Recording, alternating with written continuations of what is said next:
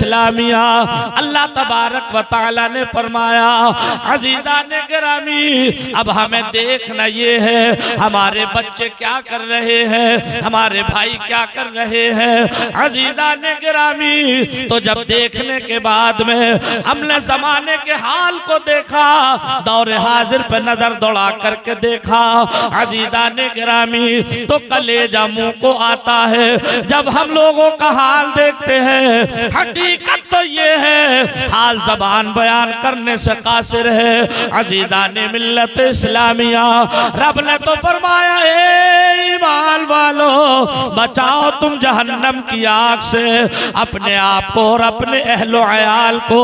लेकिन हमारा हाल ये हो चुका है अज़ीज़ान मिल्लत इस्लामिया के तालीम से कोसों दूर नजर आ रहे हैं। मदरसों पर तवज्जो नहीं, तालीम पर तवज्जो नहीं, मिजाज बदल गया लोगों का। कोई कहता है कि कहा तो मौलाना लोगों के चक्कर में आ गए।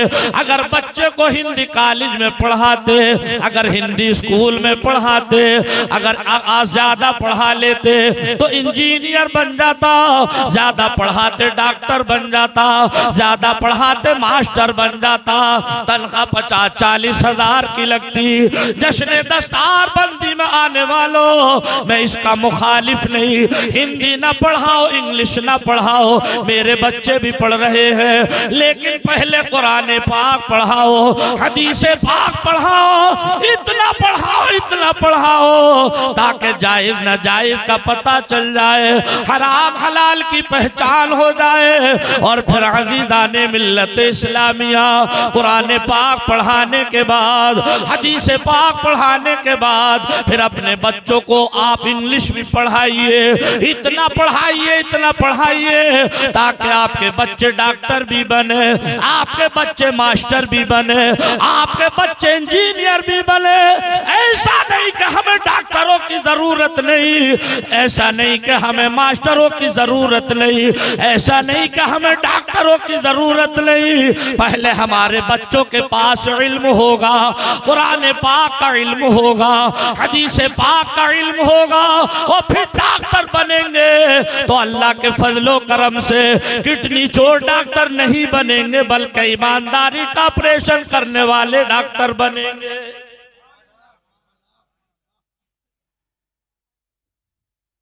जब तक तालीम नहीं होगी, हकीकत तो ये है, ये भी पता ना चलेगा हम मुरीद बने तो कौन से पीर के बने। मुरीद बनने के लिए भी तालीम का होना जरूरी, इसलिए कि तालीम होगी तब पीर की पहचान होगी ना। कुरान पाक का इल्म होगा तब हमें पीर की पहचान होगी ना। कुरान पाक का इल्म होगा तब माँ की कदर करके जानोगे। हदीस पाक का इल्म होगा तब तो बाप का इज्जत एहतराम करोगे। तालीम वो चीज है, वो नेमत उज़्मा है।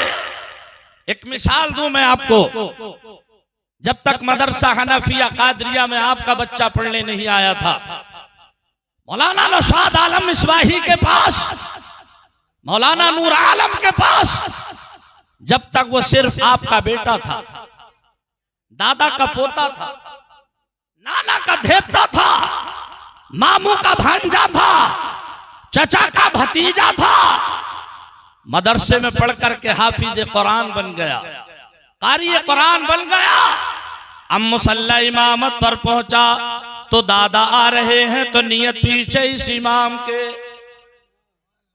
अब पोता नहीं, पोता है मगर मुसल्ले पर नहीं पोता, वहां कौन है? इमाम। नाना आ रहे हैं तो धेपता नहीं बल्कि नियत है पीछे इस इमाम के। चचा आ रहे हैं तो नियत भतीजे के पीछे नहीं बल्कि पीछे इस इमाम के।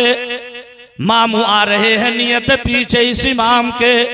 हकीकत तो ये है उस्तादुल उलमा पीर तरीक़त अल्लामा मुफ्ती शाहिद हुसैन साहिब क़िबला भी अगर पीछे से आ जाए, नमाज पढ़ने का इत्तेफाक हो तो नियत होगी पीछे इस इमाम के।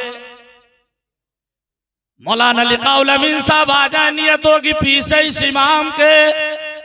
हमने सवाल किया कुरान पाक की बारगाह में, हे कुरान पाक मामला क्या है?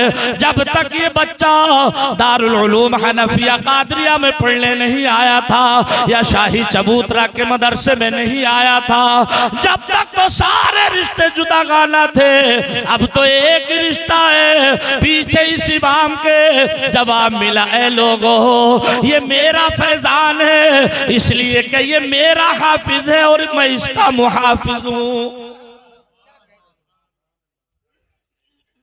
कुरान पाक, आओ जहन हाजिर करें, वक्त बड़ी तेजी से बढ़ता चला जा रहा है, मुझे वक्त का ख्याल रखना है। बहुत अच्छी समाते हैं आप लोग। मैंने एक जुमला दिया था कि जब तक तालीम नहीं होगी पीर की पहचान भी नहीं होगी, जब तक तालीम नहीं होगी उस्ताद की पहचान भी नहीं होगी। हुजूर गौसे आदम रहमतुल्लाहि ताला अलैह पीरों के पीर हैं। जरा जोर से बोलो। अगर मेरे पास 1.5-2 घंटे का टाइम होता तो आप सारे बोलने लगते हैं। मैं सोच रहा हूं कि आपको बुलवाने में लगूं तो इसी में टाइम हो जाएगा। 1 घंटा मुझे बोलना है, लिहाजा आप जैसा भी सुने आपको इख्तियार है। फिलहाल 1-2 दफा दिल नहीं मानता है तो मैं कह देता हूं कि बोलते रहिए। जरा जोर से बोलिए सुभान अल्लाह। हुजूर गौसे आदम पीर ही नहीं पीरों के पीर है, रोशन ज़मीर है, शहंशाह बगदाद है। ये मैं तालीम के ऊपर लेकर के चल रहा हूं, जहन हाजिर करिएगा अज़ीज़ाने